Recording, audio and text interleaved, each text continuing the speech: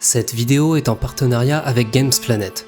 Gamesplanet est un site légal de vente de jeux pour toute plateforme comme Steam, Origins, etc. Il vous fournit des clés et en achetant un jeu avec le code promotionnel qui s'affiche, vous bénéficiez d'une réduction et je touche une petite commission sur l'achat du jeu. Vous pouvez accéder à la réduction via le lien en description et épinglé en commentaire. Je suis payé à la commission pour cette vidéo, alors ça me donnerait un chouette coup de main. Merci beaucoup à Gamesplanet et bonne vidéo.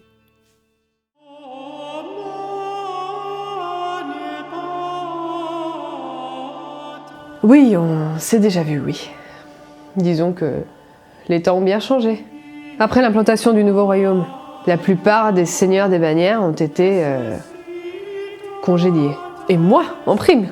Jadis, dame de la cour, maintenant réduite à une souillon, sans plus aucun titre de noblesse.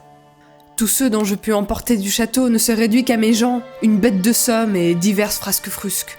Nous n'avons point trouvé mieux que de nous égarer dans ces bois perdus de Goldhof. Un bauge à brigands oublié au fin fond du fondement des frontières du royaume. Et couronnant le tout, nous couchons dans des tentes froides et humides. Alors c'est ça, tout ce qu'il reste de mon empire. De la friche sauvage et inhospitalière pour couchette. Seule, roturière, répudiée, démunie. Avec pour seule compagnie ces 100 dents sans esprit. Quelle misère.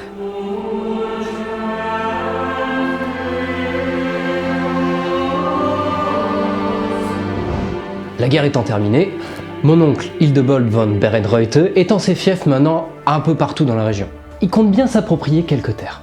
Faltbrand principalement, et chaque forêt a un lieu d'ici, dont Nussloch, Seltitz, Hofstetten, Goldhof, Zweihau, Heichenau et Immenreut. Ah, c'est un patelin vraiment pas dégueu. Et j'ai hâte, car à sa mort, j'en hériterai. Et ouais, faute de descendance. J'ai mon manoir du côté de Hofstetten, et suis donc fier vassal du royaume anciennement géré par mon cousin. Mais si, à l'époque... Ah si, vous devez le connaître, non? Arrogant, maniéré, avec un bouc... Non? Bon, mon souci, c'est mes terres, justement. Parce qu'à la base, la parcelle de Goldhof m'appartient de droit. Alors quand j'ai appris que des bouseux squattaient, oui, j'ai tiqué, oui. J'en ai parlé à ma hiérarchie à Selditz, et comme par hasard, ils m'ont sorti les mêmes arguments pétés. Oui, on peut pas les déloger, vous comprenez, c'est impossible d'expulser quelqu'un d'un domicile même si vous êtes le propriétaire. Et puis il y a des lois, et s'il y a des procédures à faire, et c'est compliqué, tatati, tatata... Oh, je suis chez moi quand même. Merde. Fut un jour, dès l'aurore, où je me suis retroussé les brais. Cessons de geindre et de nous morfondre. S'il faut tout reconstruire, eh bien, nous reconstruirons. Même si les premiers mois ont été fastidieux, j'ai entrepris, Enfin, les pécores surtout. d'abattre les premiers arbres et de les transporter en s'aidant du bœuf. Une belle bête. Et c'est la pièce essentielle du chantier en fait, parce que sans lui, impossible de traîner les troncs jusqu'au camp. Tous s'adonnent à tailler le bois et commencent à bâtir quelques cahutes, chaumières et masures, au moins pour passer la nuit au sec. Ces dernières nuits me firent regretter ma vie de château. Mais comment font ces gens pour trouver sommeil sans baldaquin? Et une fois le puits creusé, nous ensemencions la terre et chassions le gibier. Nous conservons tout dans les greniers et cultivons le blé, dès lors de nouveaux arrivants s'invitent dans notre parcelle à leur tour. C'est une veine formidable pour toutes ces nouvelles familles. Un village sans taxes. C'est inespéré. Pour l'instant. Qu'il vente, pleuve ou neige, chacun s'attelle à son travail semaine après semaine. Et je reste sur mes gardes. C'est qu'il y a un détail évident qui nous échappe quand on habite au château, c'est le brigandage. Ça, il y en a partout. Et ça, c'est un problème. Ça fait un bail, depuis le temps. Quoi? Vous me remettez pas? Bah, j'ai toujours été là quand même, garde rapproché, espion à mi-temps, non?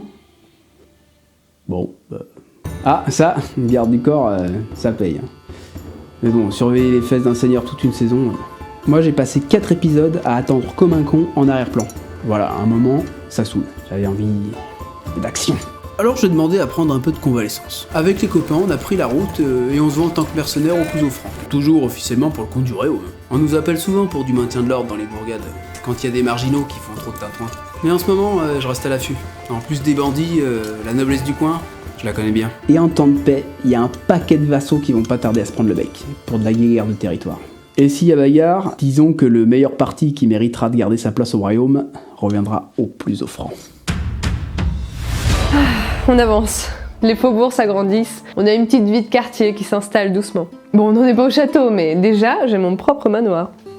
Je peux enfin taxer les sans-dents. Oui, ils ont eu un peu le seum, mais je leur ai fait une église. Oui, ça leur tenait à cœur. J'ai pris soin de choisir le son de cloche approprié pour rythmer leur travail. Bon, on se divertit comme on peut, hein. Ah, c'est le son pour les récoltes. J'en profite, je vous fais visiter. Nous sommes un vrai petit village à présent. Les scieries de bois et les carrières de pierre fournissent les matériaux de construction. Des champs en jachère émergent des cultures de blé, d'orge, de lin. On développe doucement notre commerce avec le marché, le comptoir commercial. On y vend ce qu'on peut, pour le moment, à savoir... Du bois et de la pierre. Celle qui brille, on dit que c'est médicinal et que ça protège du mauvais sort, comme ça permet de les vendre plus cher. Nos fermes ont tout à leur disposition. Les moulins tournent à plein régime. Ah ça, le pain, c'est la base. Même si pour d'autres, ça reste la bière. Se nourrir, se vêtir, se saouler, ce sont les 3 piliers pour le bonheur d'un pauvre. Au passage, parmi les familles venant s'installer, un ancien noble venu se refaire une réputation est devenu artisan boulanger. Ah, ça, c'est un mariage. C'est avec lui que je me suis mariée d'ailleurs. Faute de mieux. C'était le seul à avoir un titre de noblesse. Et c'est le seul avatar modélisé du jeu. Après tout, on est en early access. Les pécores ont l'esprit étriqué. Alors quand il n'est pas au fourneau, je le laisse un peu se pavaner dans les rues pour donner bonne impression pendant que je mets un peu d'ordre dans tout ce bourbier. J'adopte une politique à mon image. Soignée, cultivée, mais surtout digne. J'instaure un jeûne strict pour éviter les pénuries. Je suis une sorte d'intendante chargée de la direction des exploitations et de la conduite du servage. Pour le compte du royaume, j'administre le village. Je suis un peu comme leur mère finalement. Enfin, le maire quoi. Mais passer quelques mois en pleine nature, ça vous change une femme. Une vraie bourgeoise bohème. Ah, ça c'est les brigands ça. C'est là qu'on intervient le plus. Les administrateurs des fiefs se sentent en danger, alors hop, ils engagent des mercenaires. Habituellement, on fait que déloger les petits camps de bandits. Ils pourraient le faire eux-mêmes, hein. Un village entier contre 20 troufions à tout péter, c'est gérable. Mais bon, disons que nous, on n'a pas peur de mourir, alors on est envoyé pour faire le taf à la place. On fait croire qu'on a besoin d'être 3 ou 4 fois supérieur en nombre, ça les fait raquer encore plus cher. Et voilà comment on monte un business de protection. Et la plupart du temps, les seigneurs savent même pas où nous envoyer. Alors tant qu'on se bat pas et qu'on nous dit de rester là, et bah tous les mois, la solde, elle tombe. Skling. Alors moi, si on me paye à boire des coups et à faire la cour aux gueuses dans les bordels, moi ça me va, hein. C'est con que le petit village là, à Goldoff, ils aient pas un pécule de côté.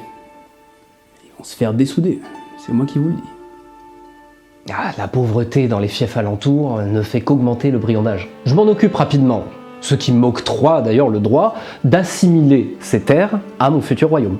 Lorsque je réclame une terre, quiconque de mon rang peut s'y opposer. Mais là, comme il y a personne, moi, j'assimile. Il y a bien le village de Goldoff que je laisse tranquille pour le moment.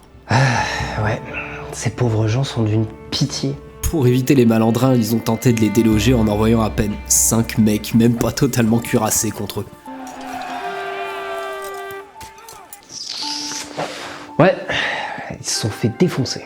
C'est bête parce que avec un village pareil, j'aurais bien envoyé mes gars pour les aider. Mais au vu du potentiel commercial qui commence à s'implanter là-bas, tout cet argent qui passe par mes terres, bah ça va dans ses poches. Et un jour, il sera temps que je réclame mon dû. Alors, je laisse faire, mais bientôt, il va falloir mériter sa protection.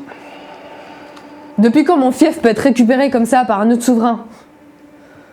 Oui, bon, moi aussi j'ai un peu fait ça à une époque, mais bon, voilà, c'était en temps de guerre, voilà. En plus, son château est à des lieues d'ici, il n'est même pas sur la carte. Je galère déjà bien assez à tenter par tous les moyens de faire tenir mon village à peine debout. C'est fou ça, j'ai beau avoir eu un empire à ma botte, je parviens à peine à gérer 3 bicoques en tas de bouse. Pour nous défendre, il n'y a qu'un moyen, l'argent, le nerf de la guerre. Et ben le souci, c'est que de l'argent, y en a pas. Alors, j'attends que le commerce fonctionne, mais rien à faire. L'argent ne rentre pas dans les caisses. J'ai beau faire des calculs, plus exporter, moins importer. Et puis là, ça devient urgent, il faut du fer. Seulement par les temps qui courent, et du fer, y en a plus. On a bien un gisement à exploiter, mais les grouillots veulent être payés pour pouvoir forger. Alors, pareil, pas de sous, pas d'armes, Et en plus, à force de ne pas recevoir d'argent du comptoir commercial, avec l'hiver qui arrive, à chaque fois on crève de faim. On a bien de quoi labourer comme il faut les champs, mais rien à faire. Le blé pousse à peine. Et dès qu'on a une miche de pain, les brigands nous la piquent. Des demi-douzaines de mes serviteurs périssent de disette au moindre coup de froid maintenant. On est sur les rotules, et le seigneur d'en face capture toutes les régions. Et non, ça ne présage rien de bon.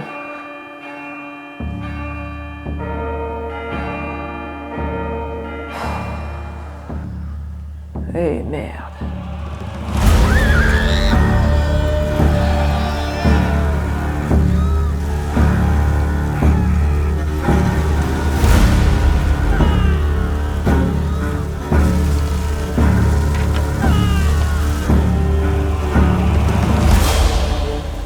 Enfin!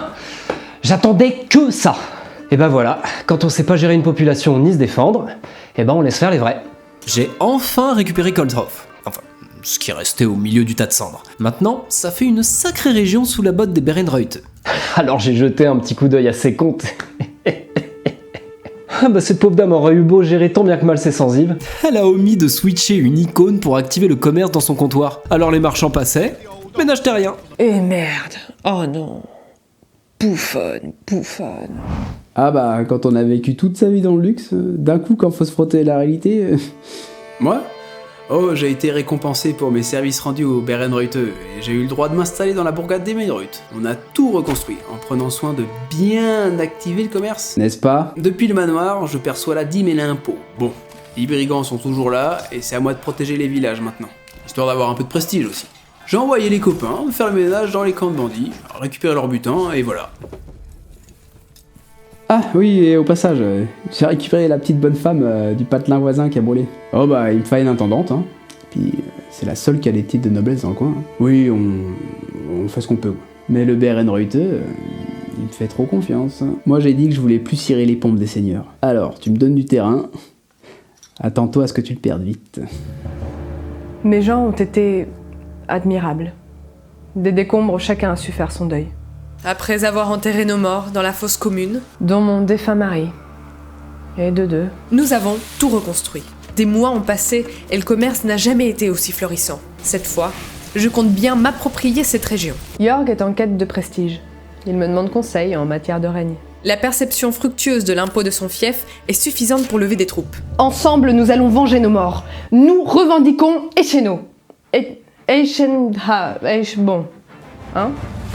Les Berenreuthe ont rassemblé leurs mercenaires. Je compte bien les attendre près de mon ancien village, à Goldhof. Après des jours de marche, les troupes de diverses compagnies de mercenaires se regroupent. On pouvait voir flotter les étendards des frères de guerre, des brebis galeuses et la bande d'oies gâteuses. Que des vedettes. La bataille s'est alors engagée. Jord mène ses hommes d'une main de fer, et avec mon génie militaire d'antan, notre stratégie va payer. Je laisse les troupes fondre sur nos unités d'élite, les plus importantes, primordiales à abattre. Mais c'est un leurre. Je sais user des archers, mais surtout des brigands de la région. Les Berenreuthe préfèrent diviser leurs troupes pour les affronter, alors que nous restons compacts. Après plusieurs fracas de lames dans les plaines de Goldhof, nos archers contournent nos adversaires. Leurs flancs sont exposés, et après une pluie de flèches percutées de toutes parts de nos lames, tous les ennemis font défection, les uns après les autres.